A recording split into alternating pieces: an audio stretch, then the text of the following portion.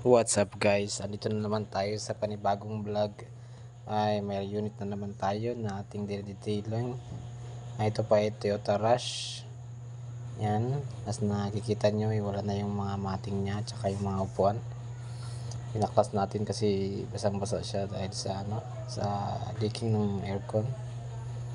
Ayan, pero hindi yung video natin ngayon is detailing. Ipapakita ko sa inyo yung paano mag-stencil ng Toyota Rush. Papakita ko sa inyo yung mga chassis number tsaka yung engine number. So ayan, ito, punta tayo dito sa harapan sa may hood nya. Ayan, nakabukas na. So dito, ayan, may battery. Papakita ko sa inyo yung chassis number. Ayan, dito sa may kanan bahagi. Ayan, dito sa baba malapit sa kanyang hydrovac. Ayan, ayan sa baba. Yan, so nakikita nyo sa may itaas. Yan. Yan yung chassis number nya. At sa engine number naman, dito sa kabila, sa may left side naman tayo.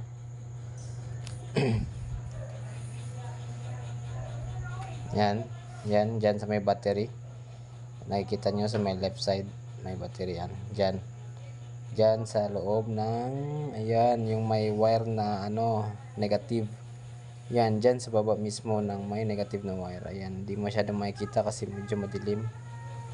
Ayan, pero kapag naman, makikita nyo naman yan kaagad. Ayan, hindi naman siya masyadong nasa ilalim talaga. Ayan, dyan sa may baba ng negative. Ayan, nakikita nyo yan. I-zoom ko. Ayan, flashlight. Ayan. Diyan, makikita yan dyan.